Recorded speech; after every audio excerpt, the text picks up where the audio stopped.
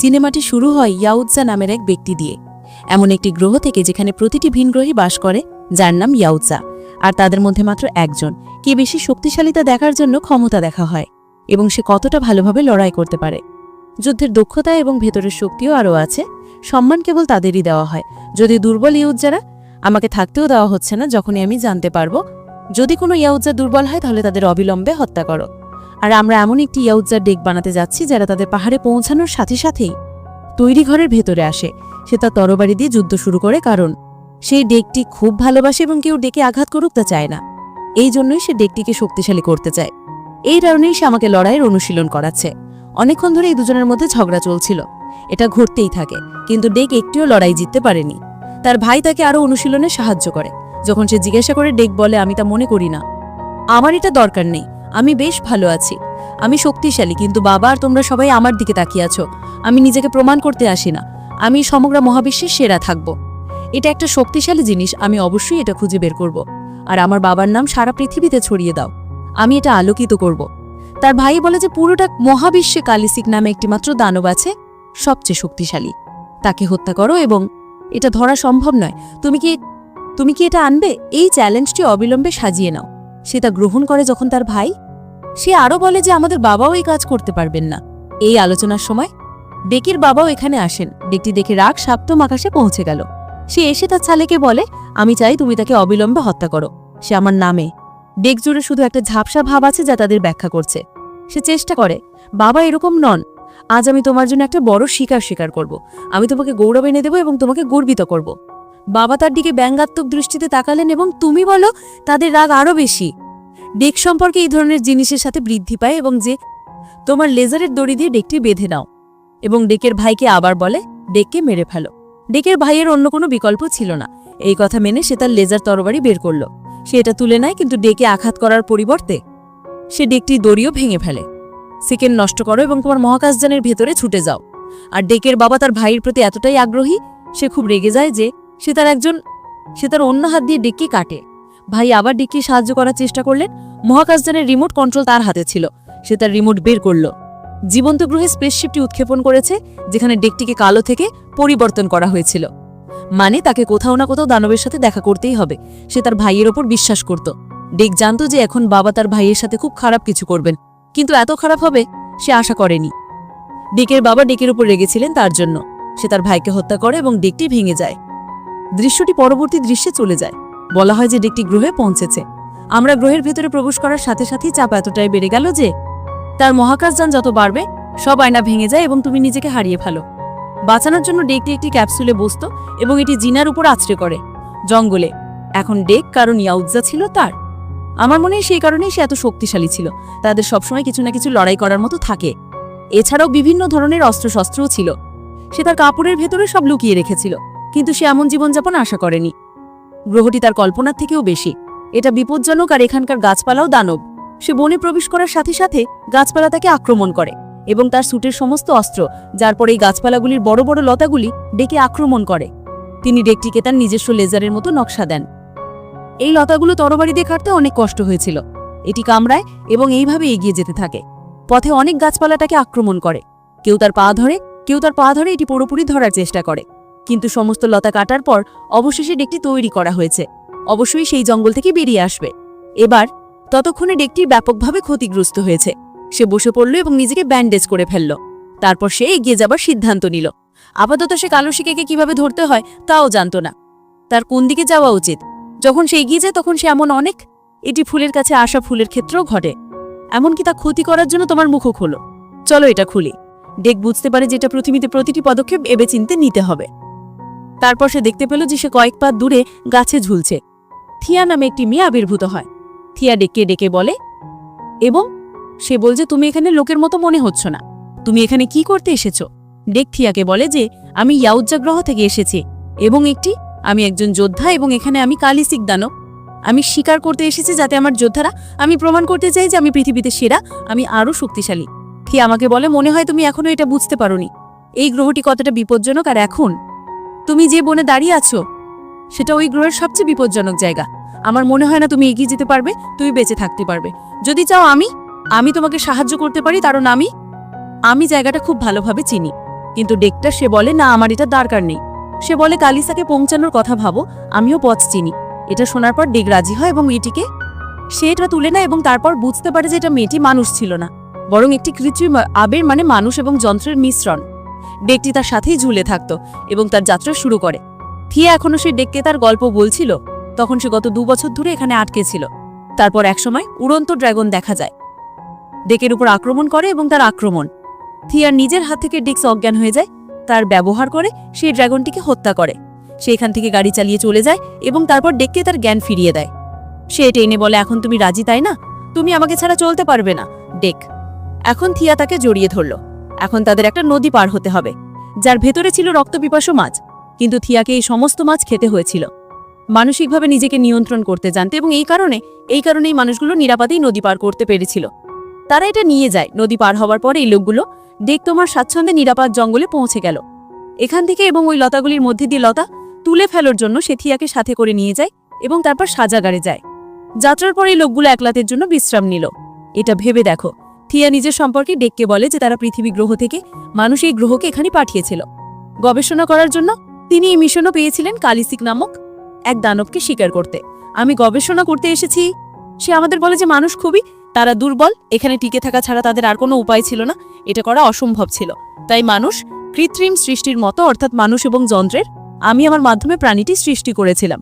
আমি আমার বোন তিশার সাথে এখানে এসেছিলাম, কিন্তু এখানে আমরা যখন পৌঁছি তখন আমাদের মহাকাশযানের ওপর কালিসা দানব আক্রমণ করে। আক্রমণে আমার আহত হয়, আমার পা ভেঙে যায় এবং আমরা 2 বোন আলাদা হয়ে যাই। তারপর থেকে 2 বছর হয়ে গেছে, আমি সেখানেই আছি। এখন শান ক্যাট হওয়ার পর আমরা থিয়ার বোন তিশাকেও দেখিয়েছিলাম, যিনি বর্তমানে তার মহাকাশযানের ভেতরে ছিলেন। তিনি তার মহাকাশযানটি মূলত পরিত্যাগ করেছিলেন, মেরামত করা হয়েছিল এবং একটি মহাকাশযান। এই সময় তিনি চেম্বারে বসেছিলেন। তিসার এখন অনেক রোবোটিক হাত। আমরা এটা মেরামত করছিলাম এবং এখানে আমরা আরও দেখতে পাই যে তিসাও তৎক্ষণাৎ থিয়ার প্রেমে পড়ে যায়। সে তাকে খুঁজে পেতে চাইছিল, সে তাকে নিয়ে খুবই চিন্তিত ছিল। ব্যাস, এখানে সকালও হয়ে গেছে। আর আবার আমরা ডিকার থিয়াকে দেখতে পাই, যারা এখন তারা কালো মুদ্রার লোকেশনের দিকে যাচ্ছিল, কিন্তু পথে তাদের মাঠের মধ্যে দিয়ে যেতে হতো। এমন একটি জায়গা দিয়ে যেতে হতো যেখানে প্রচুর গাছপালা ছিল, ওগুলো তীক্ষ্ণ ছিল এবং এই ক্ষেতের ভেতরে অনেক বড় দানবও ছিল। সে আমাদের এই দানবগুলোকে এড়িয়ে চলতে বলে, কারণ এরা কৃষ্ণ শিখের রক্ষী এবং সময় এলে কালো সাপ তাদের শিকারে পরিণত হয়। সে ওইটা করতে পারে। এখন এই লোকগুলো কথা বলছে। আমরা এখানে শুধু একটা ছোট প্রাণীর জন্য অপেক্ষা করছিলাম। সে এসেছিল বানরের মতো লাফিয়ে ঝাঁপিয়ে এসে, তুমি চাইলে আমি এটা করতে পারি, আমি তোমাকে জায়গাটা পার হতে সাহায্য করতে পারি। হ্যাঁ, কিন্তু ডেকা সাহায্য করে না। তারা শুধু এটা নিয়ে কথা বলছিল। হঠাৎ তার বড় কালসিক গার্ড আক্রমণ করতে এসে তো আগে সে 3 জনকে বের করে দিত। তোমার লেজার তরবারি নিয়ে সেই দানবটিকে ধ্বংস করো, এটি মাঝখান থেকে 2 ভাগে বিভক্ত হয়। এই লোকগুলো এখান থেকে পালাতে পারার আগেই আরেকটি বিশাল ট্যান্টে বলো উভয়ের শরীরে সে কোমরে ধরে এটি তুলে নেয়। লাগে এই প্রাণীটি তাদের খেয়ে ফেলার আগে, আগের শিশু প্রাণীটি সেই প্রাণীটির। তারা দুজনেই ট্যান্টি কাটতে প্রাণ হারায়। সে তাকে ছেড়ে দেয় এবং রাগের সাথে এই কথা, এখন সেই প্রাণীটিকে শিশু প্রাণীটিকে ধরতে হবে। এবং সেইটি খাওয়ার আগে ডিক্স আবার সাহসিকতা দেখান এবং একটা বড় লাফ দিয়ে দিয়ে সি গাছ ভেঙে ফেলে, যার উপর সেই প্রাণীটি তার ট্যান্টি আটকেছিল। এটি ঘটেছিল, গাছটি প্রাণীটির উপর পড়ে এবং ডিক্সও অন্যদিক থেকে লাফিয়ে আসে এবং এই প্রাণীটিকে চোখে আক্রমণ করো। সে তাকে হত্যা করে এবং অবশেষে 3 জনই তার জীবন রক্ষা পেয়েছে এবং এখন এখান থেকে এই 3 জন তারা একসাথে থাকার সিদ্ধান্তও নেয়। অন্যদিকে আমাদের দেখানো হয়েছে তিশাকে। এখন সে তার বোন থিয়াকে খুঁজতে জঙ্গলে যায়। আমি চলে গেলাম এবং সেই জায়গায় পৌঁছে গেলাম যেখানে ডেকের একটি ক্র্যাশ ল্যান্ডিং হয়েছিল স্পেস শেপ 1। সেই মহাকাশযান সম্পর্কে সবকিছু জানে। তথ্য থেকে জানা যায় যে এই মহাকাশযানটি ইয়াউটজা গ্রহ থেকে এসেছে এবং এখানেই আছে, কিন্তু সে একজন যোদ্ধাও। লিঙ্কগুলি সংযুক্ত করা হচ্ছে, কিন্তু সে এটাও বুঝতে পারে যে তার বোন সেই যোদ্ধার সাথেও আছে। অন্যদিকে আমরা আবার এই 3 জনকে দেখতে পাই, যারা এখন রাত কাটানোর জন্য আগুন জ্বালিয়েছে ডেক, এবং সেই শিশু প্রাণীটির কিছু ছিল, খাবার ছিল, তাই দুজনকেই নিজেদের খেতে হয়েছিল। তারা স্বীকার করে, কিন্তু থিয়া ব্যাখ্যা করে যে আমি একজন সিনথেটিক, এজন্যই আমার খিদে পেয়েছে। এরপর থিয়া এক ডেক থেকে অন্য ডেকে গেলেন। যখন সে এটা সম্পর্কে জিজ্ঞাসা করে, ডেক তাকে বলে যে আমার বাবা আমাকে মারতে যাচ্ছিলেন, কিন্তু আমি তো আমাকে প্রমাণ করতে চেয়েছিলাম যে আমার ভাই আমাকে সাহায্য করেছিল, সে আমাকে সাহায্য করেছিল। একটি মহাকাশযানে চোরের রিনা প্ল্যানেটে যাচ্ছি, আমি এটা চালু করেছিলাম কিন্তু পিছন থেকে। আমি আমার বাবাকে আমার ভাইকে হত্যা করতে দেখেছি। আমি এটা আমার ভাইকে দিয়েছিলাম এবং এখন আমি যে কোনো পরিস্থিতিতে আমার ভাইয়ের পাশে থাকব। প্রতিশোধ নিতে সেই দানবটিকে ধরো এবং আমি এটা আমার বাবার কাছে প্রমাণ করতে চাই। আমি চাই আমি আর আমার ভাই যেন ঠিক থাকে। আবার আমরা তিশাকে দেখতে পাই যে এখন সে মহাকাশযানের ডেকের ভেতরেও ছিল। পেয়ে ডেকের অস্ত্রগুলি দেখে এবং সবচেয়ে বেশি খুঁজে পায় একটি ভালো অস্ত্র মনে হয়, যেটি যে কোনো কিছুকে হত্যা করতে পারে। সে বরফে পরিণত হতে পারে সেই অস্ত্রের সাথে। সে তার সাথে সব অস্ত্র বহন করে, তাই এটাও ঘটে এবং আমাদের দেখানো হয় যে এই লোকেরা আবার তাদের যাত্রা শুরু করলো। হাঁটতে হাঁটতে তারা এমন এক জায়গায় পৌঁছে গেল যেখানে সবকিছুই ধ্বংস হয়ে গিয়েছিল। থিয়া বলে এটি আমাদের ঘাঁটি ছিল, যা কালসে এবং তার লোকেরা এটি ধ্বংস করে দেয়। থিয়াও তার পা দুটো বেসে ঢুকিয়ে দিত এবং সে তার পা তুলে ল্যাবের দিতে হেঁটে যায়, তাদের সাথে যোগ দিতে যায়। আর এখানে ডেক্সের কাছে ক্ষমা চাওয়া হলো। সে জিজ্ঞেস করে এবং বলে আমি শুধু আমার পা নাড়াবো, আমি হাত বাড়াতে চেয়েছিলাম, তাই তুমি নিজেই আমাকে ব্যবহার করেছ। আমি কালসেক সম্পর্কে জানি না এবং তোমার সম্পর্কেও জানি না। আমি তোমাকে সেটাতে পৌঁছাতে সাহায্য করতে পারি। এই কথা শুনে ডিক্স রাগে পাগল হয়ে যায়। থিয়া কিভাবে তাকে বিশ্বাসঘাতকতা করতে পারে? জবাবে সে তাকে কালসেক বলে ডাকে। যাই হোক, এটি খুবই বিপজ্জনক এবং তোমার সকল প্রতিভা দেখেছি, তুমি আমার সাথে এটা দেখতে পাবে না। তুমি যুদ্ধ করতে পারবে যদি তুমি আমার কথা শোনো তোমার গ্রহ, কিন্তু ডেকে ফিরে যাও। সে তাকে তোমার প্রতারণা বুঝতে বলে। আমি অবশ্যই তোমাকে এর পরিণতি দেখাবো। সে বাইরে যাওয়ার সাথে সাথেই তার সামনে অনেক লোক এসে হাজির। একটি বিরাট প্রাণী এসেছে। আসলে এটাই যে প্রাণীটির পিছনে সে এখানে এসেছিল, তার নাম কালসেক। তার মুখ এতটাই ভয়ঙ্কর ছিল যে যখন সে মুখ খুলল তখন তার অর্ধেক শরীর ডেকের উপর পড়েছিল। খেলার সমান ছিল। সে ডেকের উপর আক্রমণ করে। এর আগে ডেক তার লেজার তরবারি ব্যবহার শুরু করেছিল, তাকে আক্রমণ করে এবং তার নিচ থেকে এটি যখন পাশ দিয়ে যায় তখন এটি ছিঁড়ে ফেলে। কিন্তু এই সবকিছুর মধ্যেও কোনো প্রভাব ছিল না, কোনো লাভও ছিল না। আমার নিজেকে আরোগ্য করার ক্ষমতা ছিল। 1 সেকেন্ডে ডেক কত আক্রমণ করেছিল। প্রথমত কালসেক সেই সমস্ত আক্রমণ থেকে নিজেকে রক্ষা করেছিল। সে সুস্থ হয়ে উঠেছিল। রাগে গিয়ে ডেক এটি তার শরীর থেকে লেজকেও আলাদা করে আর তারপর দ্রুত এসে তার ঘাড়ও স্পর্শ করে। সে তাকে আক্রমণ করে, তার মাথা তার শরীরের মধ্যে ঠেলে দেয়। কিন্তু কালসেসিক একই রয়ে গেছে। সময়ের সাথে সাথে তোমার লেজ এবং তোমার মাথাও সে তার শরীরের সাথে পুনরায় সংযোগ স্থাপন করে। তিনি অমর ছিলেন, তাই তার মৃত্যু নির্ধারিত ছিল না। যখন ক্যালেসিককে একটি শৃঙ্খলের মাধ্যমে পাঠানো হয়, ডেকিন যদি সে এটি ধরার চেষ্টা করে তাহলে সে কালসেফের বিরুদ্ধে যাবে। সে তাকে পরাজিত করে, সে তাকে হত্যা করে। আমি এখনই এটা করতে পারতাম, কিন্তু খুব অদ্ভুত কিছু হয়ে গেল। সে ডেকটি শুনিয়ে বেরিয়ে গেল। সে অবাক হয়ে গেল যে অবশেষে ক্যালসিক তাকে ছেড়ে চলে গেছে। তিসাও অবাক হয়ে গেল কিভাবে ধরো ক্যালসিক ডেকের জীবন রক্ষা করলে পারে। সে এতক্ষণ তার খপ্পরে ছিল। সে জানতো, ধারণা করা হচ্ছিল যে ক্যালসিক এখন তাদের আক্রমণ করতে চলেছে। সে এটা নিয়ে আসবে, সেই জন্য সে মহাকাশ যান থেকে ডেকে আছে। তারা তাদের আনা অস্ত্র দিয়ে ওই লোকগুলোকে হত্যা করেছিল এবং এইভাবে তারা এগুলোকে হিমায়িত করে। সে তাদের দুজনকেই ধরে ল্যাবে নিয়ে আসে। পরে সে ক্লাসে ছিল এবং ডেকের ওপরেও ছিল। পরীক্ষা নিরীক্ষা শুরু করে যাতে সে তাদের সম্পর্কে আরও জানে এবং কেন। তাই সে তার নিজের বোন থিয়াকে এক পাশে সরিয়ে দেয় এবং থিয়া তার শরীরে যোগ দেয় না। এর কারণে থিয়া এখন তিশার থেকে অনেক দূরে। সে রেগেছিল এবং ডেক ইতিমধ্যেই থিয়ার সাথে রেগেছিল। সে বলল, তুমি আমাকে ঠকিয়েছ দিয়া, এবং তোমার জন্য আজ আমি এখানে আটকে। আমি এখানে তখনই খুশি ছিলাম যখন তিশা বলল, মা খুব খুশি। সে যখন জানতে পারবে যে আমি তোমাদের দুজনকেই বিয়ে করেছি, সেই যাবে সেই মা, সেই বিজ্ঞানী। সে বলছিল যে তিশা এবং থিয়া। এবার তিশাকে বলে যে আমাদের এখানে আসার উদ্দেশ্য কেবল কালসেককে ধরা। আমরা ডেককে ধরে রাখছি কেন? যেতে দাও। সে আমার জীবনও বাঁচিয়েছিল এবং সে আমাকে এখানে এনেছিল। তিশা হলো সময় থিয়ার কথার একটিও কথা শুনছিল না এবং সে তার কাজে সম্পূর্ণরূপে মগ্ন ছিল। ডেক থেকে রক্তের নমুনা নেওয়ার পর তিশা তাদের পরীক্ষা করতে যায় এবং তাদের উপর নজর রাখার জন্য এখানে তিশার রোবট আছে। তিশা এসে তার কথায় হারিয়ে যায় এবং এর মধ্যে ডেককে মুক্ত করে। সে প্রকাশ করে যে তিশার মহাকাশ যানটিও উৎক্ষেপণ করা হয়েছিল এগিয়ে যেতে এবং সে অর্থের উপরও মনোযোগী ছিল। আরও জানানো হয়েছিল যে ওই 2 বিনগ্রহী ধানি চলেছিল, কিন্তু এখন ডেকটি খালি। সে শেষ করে ফেলেছিল, সে ছিল এই মহাকাশযানের দরজা। সে এটি খুলে লাফিয়ে পড়ে। ডেকটি তৎক্ষণাৎ তার মহাকাশযানে আসে তার কাছ থেকে অস্ত্র এবং মহাকাশযান দখল করতে, এটিকে পুনর্নির্মাণ করতে, যাতে সে তিশা হিসেবে ব্যবহার করতে পারে। কালসেককে তাড়া করে বন্দী করতে পেরেছিল। ইতিমধ্যে তিশা জানতে পারে যে ডেকটি ফুরিয়ে গেছে, তাই সে আবার এটা খুঁজে বের করার চেষ্টা করছে। সে আবার ফিরে এসে পরিস্থিতি সামাল দেওয়ার সিদ্ধান্ত নেয়। আর এবার তার রোবট বাহিনীর সাথে সে বলে যে এবার যদি ডেকটি এমন হয় যদি নড়াচড়া করে তাকে মেরে ফেলো, ওই মৃত মানুষটা। আমরা এটিকে অর্থের দিকে নিয়ে গেলে পুরস্কার পাবো। তিশার এই পরিকল্পনায় কি একেবারেই নেই। সে তার সাথে ছিল না, কিন্তু সে ডেকের জীবন বাঁচাচ্ছিল। সে চাইছিল সে এখানে বাকি সিনথেটিক্স দেখতে এসেছিল এবং সে রোবটদের থামানোর জন্য কাজ শুরু করে। তার পা বর্তমানে শরীর থেকে বিচ্ছিন্ন, কিন্তু এবার তার মন দিয়ে সে থিয়ার সাথেও যুক্ত ছিল এবং তাদের নিজস্ব অনেক সিনথেটিক্স আছে এবং রোবটকে হত্যা করে। যখন থিয়া নিজেও সে অনেক রোবটের সাথেও লড়াই করছিল, অবশেষে থিয়া বেরিয়ে এলো এবং নিজেকে তার মধ্যে আবিষ্কার করলো। এটি তার পা এবং শরীরের সাথেও সংযোগ স্থাপন করে। সে এটা করে ফেলেছে। এরপর সে এখন তার বোন তিসার সাথেও লড়াই করতে হবে। সে প্রস্তুত ছিল, কিন্তু তিসার সাথে লড়াই করা আর সহজ ছিল না, কারণ তিসা ছিল অনেক বড় রোবট। তো এসেছিল এই রোবটটি খুব শক্তিশালী ছিল আর এটা অনেক বড় ছিল। ভেতরে বসে সেই রোবটটি নিয়ন্ত্রণ করছে। এখানে ডেকটি রদবদল করা দেখানো হয়েছে। ডেকটিকে কথা বলা বাচ্চা প্রাণীটিকে খুঁজে পেলাম। সে একজন খালসি এবং একজন বড় দানবও এর ছেলে এবং সে তার মাকেও ভালোবাসে। খুঁজতে চায়।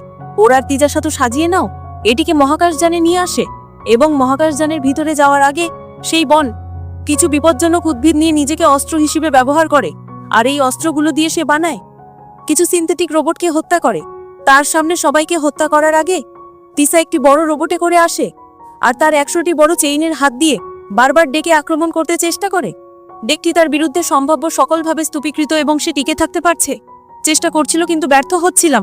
অনেক এতে আমাদের থিয়াতে দেখানো হয়েছে যে এখন সে চেম্বারটি খুলে তার বোনের লেন্স ঢুকিয়ে দিল যেখানে সে কালসেককে বেঁধে রেখেছিল। তিনি এই প্রাণীটিকে মুক্ত করলেন। এটা কেবল ডেকের জীবন বাঁচানোর জন্যই ছিল। বন্দি থাকা অবস্থায় সে ওর আগে পাগল হয়ে গিয়েছিল। আসার সাথে সাথে সে এই রোবটটিকে মাত্র একটি আক্রমণ করে এবং এই রোবটটি মারাত্মকভাবে ক্ষতিগ্রস্ত হয় আর তারপর এই রোবটের উপরের কক্ষটি ভেঙে ফেলে। এটা করতে করতে সে তিসা বের করে গিলে ফেলে। অবশেষে তারা অনুভব করলো যে তারা এটা করেছে। যুদ্ধ জয়ী হয়েছে। এই লোকেরা স্বস্তির নিঃশ্বাস ফেলল এবং ডেক কালসেকের ছেলেকে তার কাছে আনা হয়। এটি প্রচুর কালসিক নিয়ে আসে। আরো সুখী হয় এবং এখানে আমরা জানতে পারি যে কালসিক ডেককে পরিবর্তন করেছিল, কারণ সে তাকে হত্যা করেনি, কারণ তাকে ডেকের দেহাবশেষের মুখোমুখি হতে হতো। সে অনেক দিন ধরেই তার ছেলেকে খুঁজছিল। ডেকও কালসেকের মুখে ভালোবাসা এবং কালসেক এখন থিয়ার সাথেও দেখা করে, তাও খুব ভালোবাসায়। আর আমরা জানতে পারি যে কালসেক খুব শক্তিশালী, তিনিও করুণাময়। শীঘ্রই তাদের দেখা হবে। মিশ্রণ চলছিল, হঠাৎ কালসেক এটি জমে গেল এবং তিজাই এটা করল। কালসেকের শরীরে ভেতরে তখনও জীবিত ছিল এবং তার মৃত্যুর ক্ষমতা সবাইকে বরফ করে দেওয়ার একটি অস্ত্র ছিল এবং একই ব্যবহার করে তিনি কালসেককে বরফ করে দিলেন। তারপর তিশাই বরফের দানবটিকে ভেঙে ফেলে। এটি তার থেকে বেরিয়ে আসে এবং এটি আসার সাথে সাথে ডেকটি এসে তাকে আক্রমণ করে, কিন্তু তারপর সে তাকে পিছন থেকে আক্রমণ করে। সিস্টার থিয়া তাকে আক্রমণ করে, তাকে দুর্বল করে এবং তারপর পরবর্তী আক্রমণ সাজসজ্জা করে এবং নিজের ঘাড় নিজের উপর রাখে।